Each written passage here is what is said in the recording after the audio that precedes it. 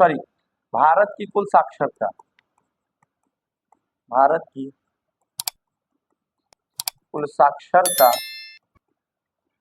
कितनी है? 74.04%। अच्छा, इसको ऊपर करना होगा बोर्ड तो कैसे?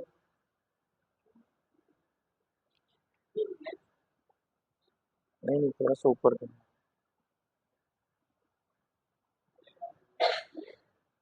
खैर कोई नहीं, इसी में एक छोटा सा आप डायग्राम बना लीजिए, है ना। इसमें पुरुष साक्षरता कितनी है?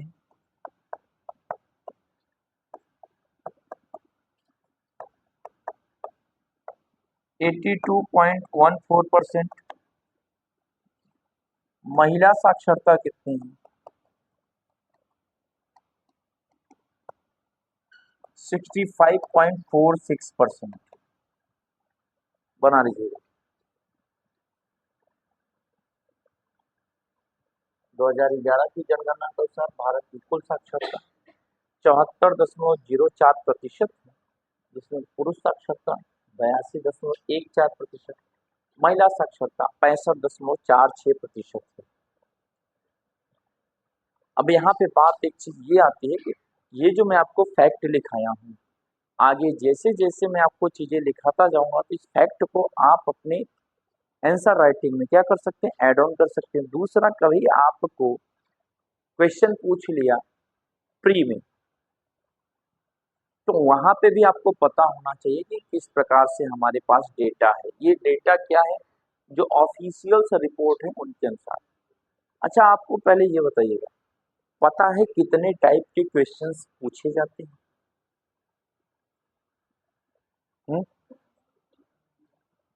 Any idea? पता है कितने टाइप के? मेंस में नहीं, प्री में। पहली सीढ़ी तो वही है ना, तो प्री में बताइएगा। एक तो हो गया मल्टीपल चॉइस, एमसीक्यू। दूसरा हो गया मैच द कॉलम, एमटीसी। तीसरा हो गया असर्टिंग या कंक्लूजनल, यानी कथन करण। और इसमें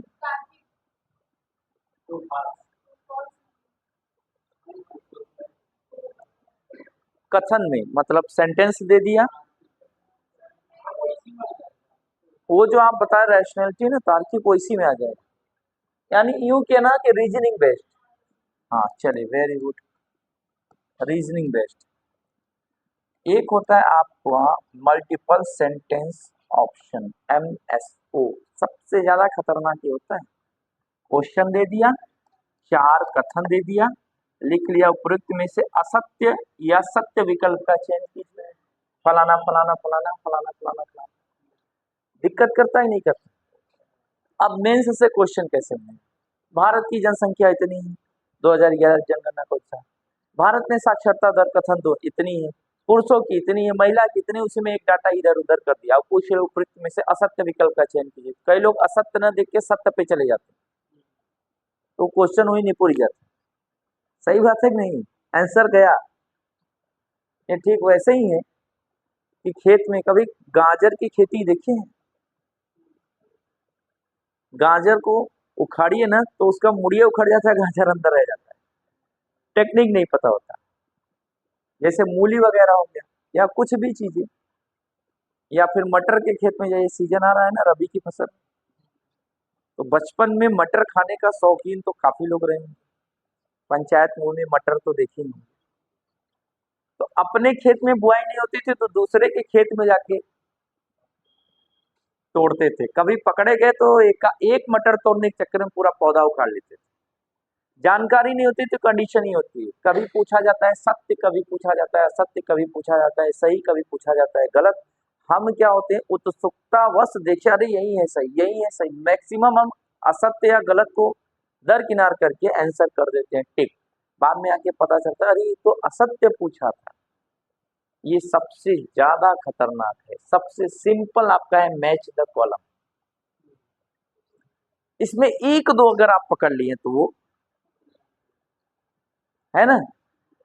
अच्छा, और भी खतरनाक है एसेटिंग,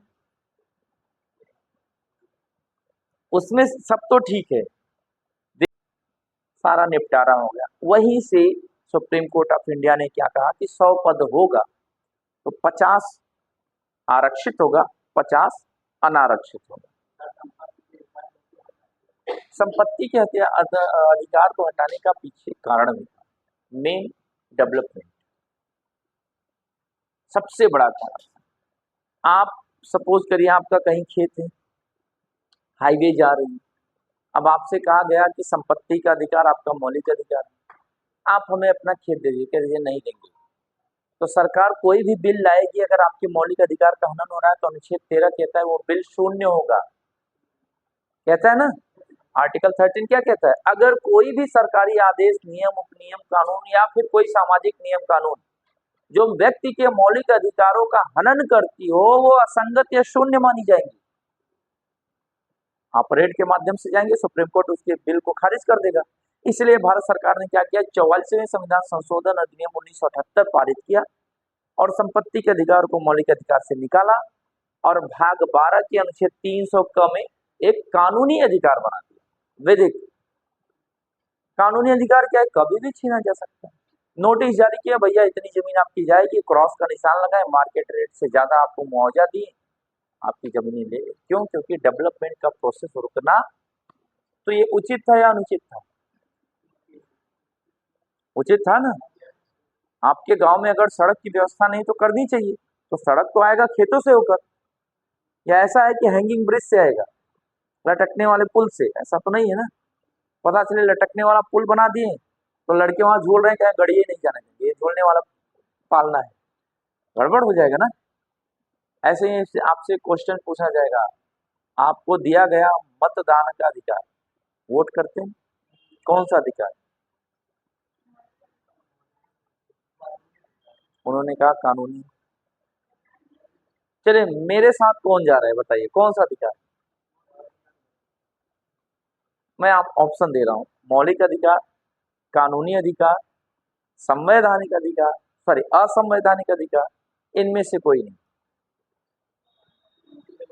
मौलिक अधिकार, मौलिक। आप कमजोर पड़ रहे हैं। चले अच्छा, दो ऑप्शन हटा दिया, आप बताइए क्या होगा। अच्छा, ये भी बताना पड़ेगा। मतदान का अधिकार एक कानूनी अधिकार है, उन्होंने सही बताया, विधिक अधिकार है, मौलिक अधिकार नहीं है ना। क्योंकि आप जानते हैं अगर कोई व्यक्ति वोट दे रहा है दूसरे दिन पागल हो गया, तो पागल व्यक्ति, दिवालिया व्यक्ति, चित्र विकृत व्यक्ति व्यक्ति इनको वोट देने का अधिकार नहीं। अब कोई उनके बिहाफ पे चला जाए, अरे ये तो मौलिक अधिकार है ना, काहे वोटिया नहीं दे रहे हैं, तो गड़बड़ हो जाएगा ना, डेमोक्रेसी का मजाक उड़ेगा कि नहीं उड़ेगा। आपने कोई अपराध कर दिया, अब आपके अधिकार को छीन लिया गया, कानूनी है तभी नहीं छीना गया, मौलिक रहेगा तो देश के नागरिक होने के नाते आपको मिलेगा ही, गड़बड़ हो जाएगा ना। इसलिए बहुत सारी बातें, इंडियन कॉन्स्टिट्यूशन जो आपको पढ़ाएगा ना वो आपको ये सारी बातें बतला देगा। पैराग्राफ चेंज करके लिखिएगा, भाषाएं, हाँ भाषाएं लिखिएगा। संविधान की 8वीं अनुसूची में, संविधान की 8वीं अनुसूची में आधिकारिक रूप से, संविधान की 8वीं अनुसूची में आधिकारिक रूप से कुल 22 भाषाएं हैं, कुल 22 भाषाएं हैं।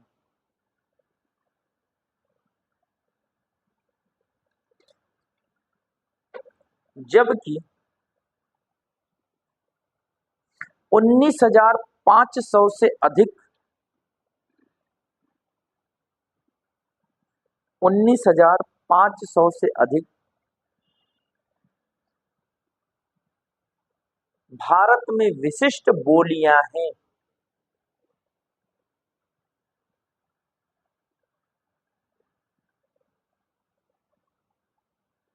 भारत में विशिष्ट बोलियां हैं। इसी कारण दुनिया में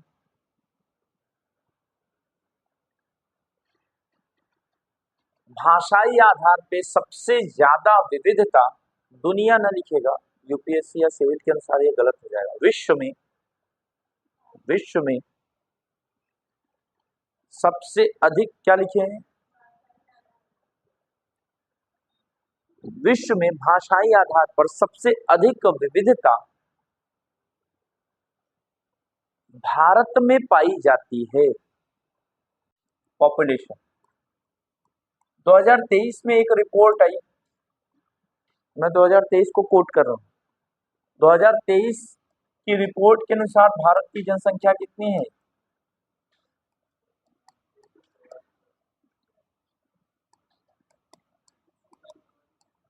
हाँ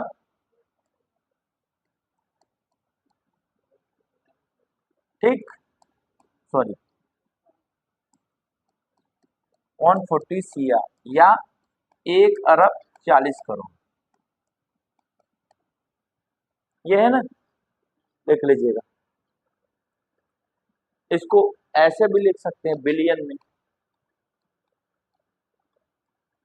2011 की जनगणना के अनुसार कितना था,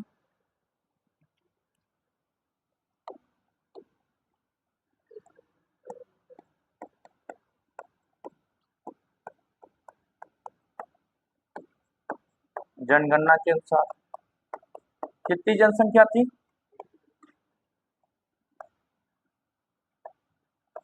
1 अरब 21 करोड़ या 121 करोड़, ठीक, लिख लीजिएगा।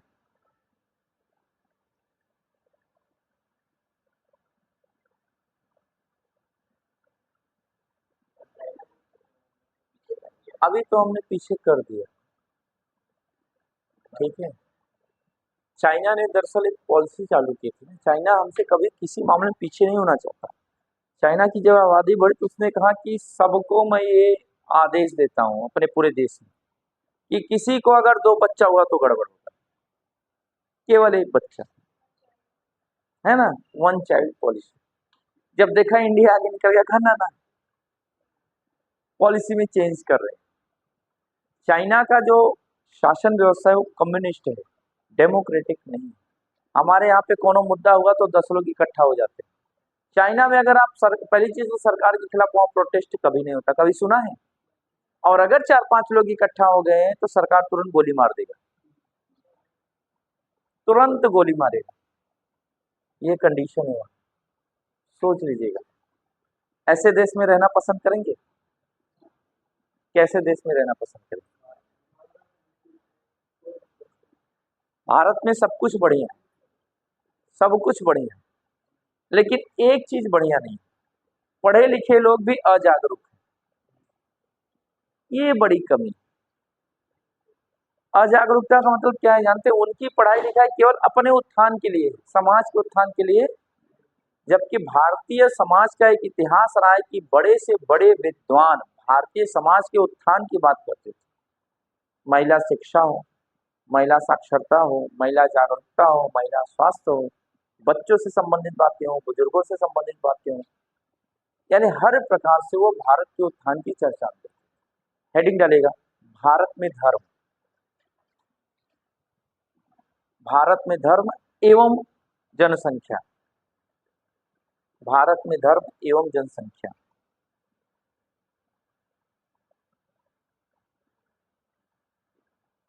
एवं जनसंख्या।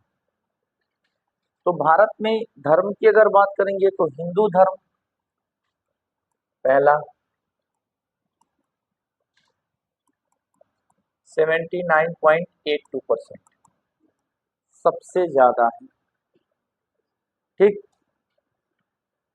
कहीं कहीं 8 2 है, कहीं कहीं 8 है, 8 ही करिएगा, है ना, 8%, ठीक। दूसरा है इस्लाम,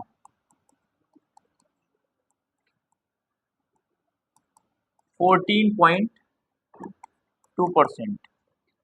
आपको मालूम है बांग्लादेश की आबादी से ज्यादा आबादी इस्लाम की इंडिया में, है ना। इवन आपको ये भी बता दें कि परसेंट को अगर न लेकर संख्या में जोड़ें तो पाकिस्तान के पॉपुलेशन से यानी वहां के जितने मुसलमान हैं उससे ज्यादा मुसलमान भारत में, और दुनिया के अन्य देशों के मुसलमान भारत में रहना पसंद करते। कारण है जितना रिलीजियस फ्रीडम भारत में है हर एक धर्म के लोगों के लिए, वो एक धर्म विशेष के देश में नहीं है, कभी नहीं। अफगानिस्तान में तालिबान का शासन है ना। एक होता है शरीयत। रियल में बताऊं तो शरीयत की जो कहानी है दरअसल वो हदीस और कुरान पाक के थोड़ा सा विपरीत है। किसी भी धर्म का ग्रंथ किसी भी धर्म के लोगों को दबाने का प्रयास नहीं करता, आचरण को शुद्ध करता है। शरीयत क्यों है जानते हैं? शरीयत धर्म गुरुओं द्वारा बना दिया गया एक नियमावली है, और क्या बता दिए, इसके अनुसार आप नहीं चलोगे तो ये होगा। जैसे हिंदू धर्म में अगर मैं बात करूं तो हिंदू धर्म में क्या कहा गया, मनुस्मृति में कहा गया। मैं ये नहीं कह रहा हूं कि वो पूरी तरीके से गलत भी है या सही भी है। पुत्र प्राप्ति ही मोक्ष का द्वार है। न रामायण में आपको मिलेगा, न गीता में आपको मिलेगा, ना तो आपको पुराणों में मिलेगा, ना तो ब्राह्मण में मिलेगा, ना तो आरण्यक में मिलेगा, ना तो वेद में मिलेगा, और ना ही उपनिषद में मिलेगा। इसका मतलब एक व्यक्ति ने एक स्मृति लिखा, उस स्मृति में ये बातें कहती। कुछ तो मतलब समाज को संचालित करने के लिए नियम चाहिए, मैंने आपको लिखाया है, लेकिन नियम भी ऐसे ना हो कि किसी की स्वतंत्रता को बाधित कर दे। अब अफगानिस्तान में क्या है पता है, वहां पे है कि जो दाढ़ी ट्रिम की जाती है ना, वो ट्रिम नहीं करना। हमारे यहाँ पे मोदी जी, स्टेट में योगी जी हैं तो उनका फोटो, या हम अपने क्रिकेटर्स या पसंदीदा सेलिब्रिटी का फोटो वगैरह लगा देते हैं, वहां पे आप जीवित व्यक्तियों का फोटो नहीं लगाएंगे। वहां महिलाओं को शिक्षा व्यवस्था से दूर रखा गया। कहा गया पढ़ेंगी भी तो वो अलग कॉलेज में पढ़ेंगी, वो अपने शौहर को छोड़कर और अपने परिवार वालों को छोड़कर बाकी सबके सामने केवल आंख दिखनी चाहिए, और दिखनी चाहिए, आवाज नहीं आनी चाहिए। उनको बोलना अलाउ नहीं है। कहाँ कुरान पाक या हदीस में लिखा है कि महिलाएं बोल नहीं सकती? अगर बोल नहीं सकती तो मक्का मदीना में जाकर वो हज कैसे करेंगी, फिर वो नमाज कैसे अदा करेंगी? ये है मतलब वो उनको, अब देखिए तालिबान आया, तालिबान अपना रूल लेकर आया। इसके पहले अफगानिस्तान में तालिबान का शासन नहीं था 98 के बाद से। समझिएगा प्रॉब्लम्स कहाँ क्रिएट हो रही है। वहीं सऊदी अरब जहां इस्लाम का उदय हुआ, वहां पे भी पहली समस्या थी। अब वहां का जो शासक है मोहम्मद बिन सलमान, उससे पूछा गया, सर आप अपने यहाँ पे महिलाओं को ड्राइविंग लाइसेंस दे रहे हैं, खेल में भागीदारी के लिए उनको छूट दे रहे हैं, पता है उसका जवाब क्या था? और पत्रकार ने पूछा क्या ये शरीयत या इस्लाम के खिलाफ नहीं?